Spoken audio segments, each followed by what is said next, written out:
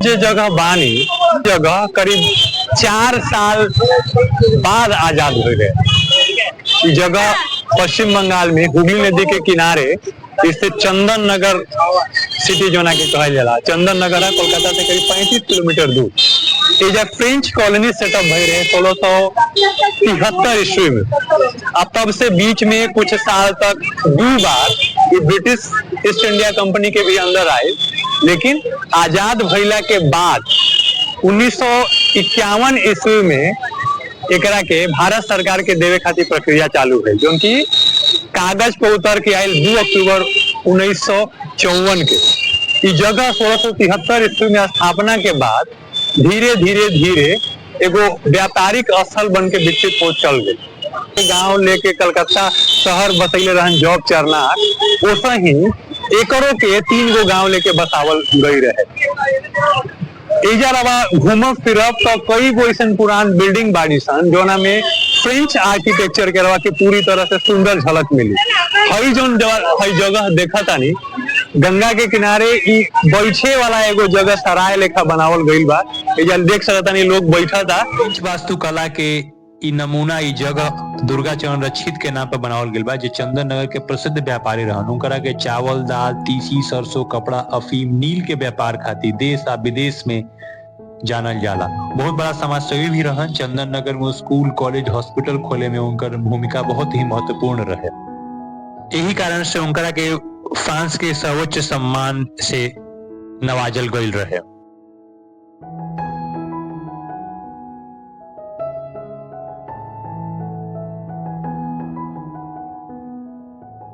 गंगा के किनारे करीब 1 किलोमीटर लंबा ये रास्ता उत्तर से दक्षिण चंदन नगर स्ट्रैंड के नाम से जानल जाला। ई फ्रेंच वास्तुकला के विरासत के रूप में एजा सहेज के रह गईल बा। फ्रेंच कॉलोनी के समय में कई गो महत्वपूर्ण बिल्डिंग जोन अभियो एजा बाचल बाड़ी सन फ्रांसीसी विरासत के कहानी कहतारी सन। एकरा में इंस्टीट्यूट डी चंदन नगर, पाताल बाड़ी, सेक्रेड हार्ट चर्च सहित अन्य इमारत प्रमुख बाड़ी सन।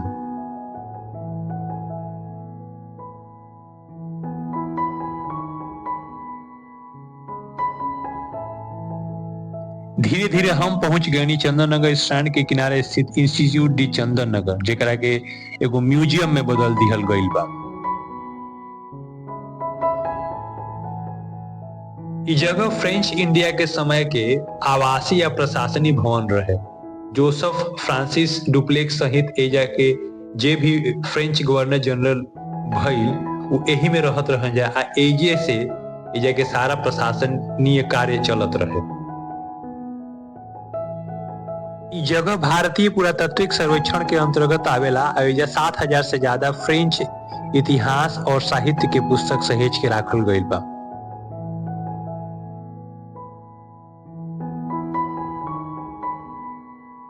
फ्रेंच कॉलोनी के इतिहास समेटले ई जगह फ्रांसीसी वास्तुकला के अप्रतिम उदाहरण है।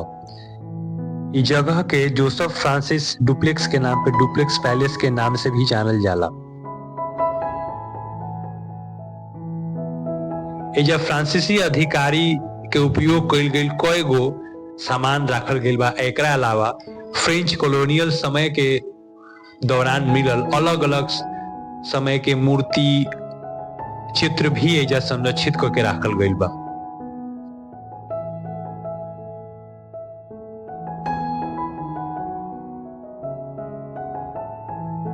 के इतिहास के बात कही जाओ तो 1673 में फ्रेंच ईस्ट इंडिया कंपनी अपन एगो ट्रेडिंग पोस्ट एजा बैठैले रहे।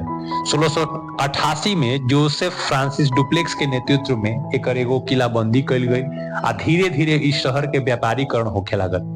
एजा से चावल, धान, तीसी, अफीम, कपड़ा सहित तरह तरह के चीज का व्यापार होखे लागल। अभी भी एजे के वास्तुकला, शिक्षा, संस्कृति में फ्रेंच के आसानी से झलक देखल जा सकला।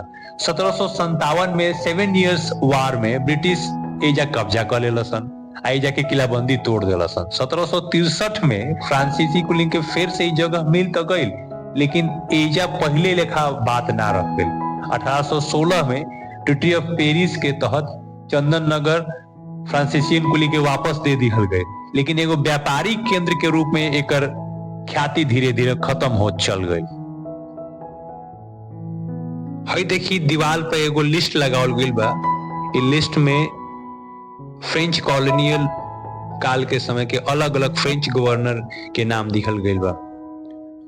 ऊपर से लेके नीचे तक बीच बीच में 2 बार ब्रिटिश गवर्नमेंट के भी इस जगह पर कब्जा रहे, लेकिन फिर ब्रिटिश से फ्रेंच के ई जगह मिल गई रहे।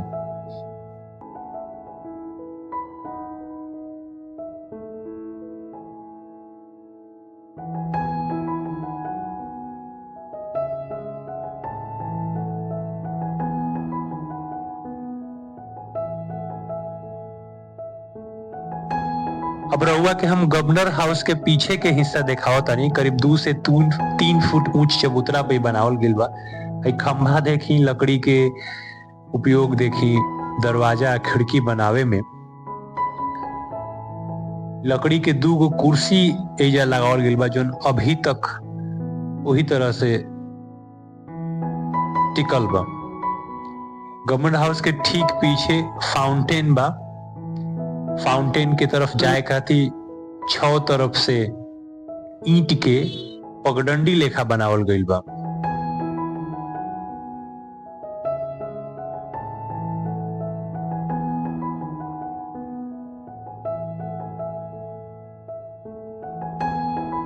कॉम्प्लेक्स से हम बाहर निकल के सैक्रेड हार्ट चर्च के पास आगे बनी, जो स्ट्रैंड के किनारे ही एगो भीतर जाके रास्ता पर बनावल गइल बा। फ्रेंच वास्तुकला के बेहतरीन नमूना इमारत 1884 ईस्वी में फ्रेंच मिशनरी के द्वारा बनावल गई रहे। ऐतिहासिक, सांस्कृतिक आ आध्यात्मिक रूप से अत्यंत महत्वपूर्ण ई चर्च के स्थापना फ्रेंच गॉथिक स्टाइल में कइल गइल बा।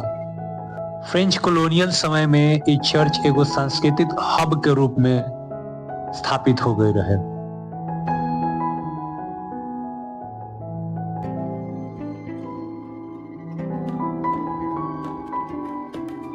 अभी हम बानी कन्हई लाल विद्या मंदिर के सामने, जो चंदन नगर के एगो महत्वपूर्ण कॉलेज है। एकरा के प्रसिद्ध क्रांतिकारी कन्हई लाल दत्ता के नाम समर्पित कर दिहल गइल बा। उ इहे कॉलेज के छात्र रहन। 20 साल के उम्र में उनकरा के ब्रिटिश गवर्नमेंट द्वारा फांसी दे दिहल गई रहे।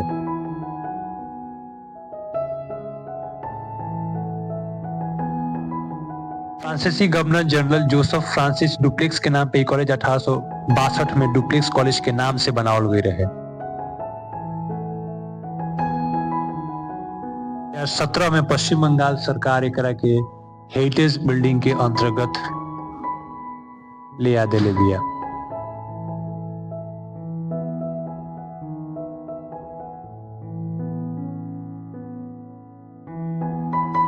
स्कूल कन्हई लाल विद्या मंदिर के ही फ्रेंच सेक्शन है, जो ठीक मुख्य बिल्डिंग के सामने बनावल गइल बा।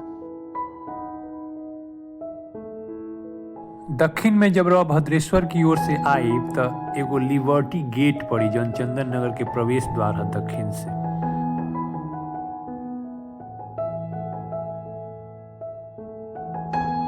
यह 1861 साल में निर्मित जोसेफ कॉन्वेंट स्कूल, जो कि एगो बहुत महत्वपूर्ण स्कूल है चंदन नगर के।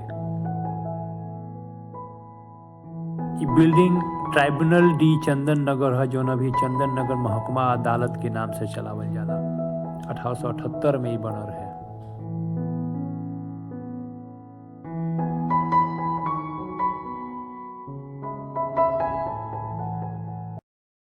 जीटी रोड पर बनल ई फ्रेंच सिमेट्री है, जो 1696 ईस्वी में बनल रहे। ई एगो महत्वपूर्ण फ्रेंच बरियल ग्राउंड रहे। एजा क्रिश्चियन लोग के या ओ घड़ी जन फ्रेंच में कन्वर्ट भई रहे, वहाँ लोग खातिर दफनावे के कब्रिस्तान रहे।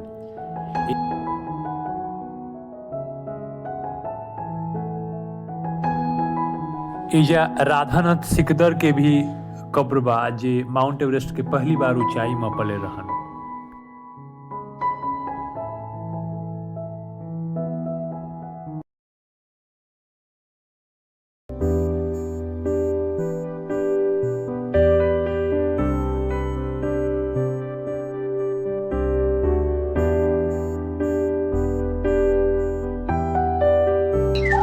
फ्रेंच कॉलोनी के विकास 1730 ईस्वी में यहाँ के जो फ्रेंच गवर्नर रहन जोसेफ फ्रांसिस डुप्लेक्स के बाद के शासन काल में बहुत तेजी से होखे लागल।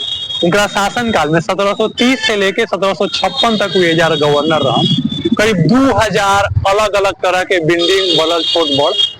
एजा व्यापार के विकास भइल। यहाँ यहाँ से नील के व्यापार के होके, यहाँ से ओपियम के व्यापार होके, यहाँ से चीनी के व्यापार होके, यहाँ से सिल्क के व्यापार होके, यहाँ से सिल्क के कपड़ा यूरोप में जायल जात रहे, यहाँ से चावल के व्यापार होके। एजा व्यापार के विकास इतने हो गई कि धीरे धीरे कलकत्ता के एक से छोट समझे जाए लगे। एजा की जनसंख्या 1 लाख तक पहुंच गई।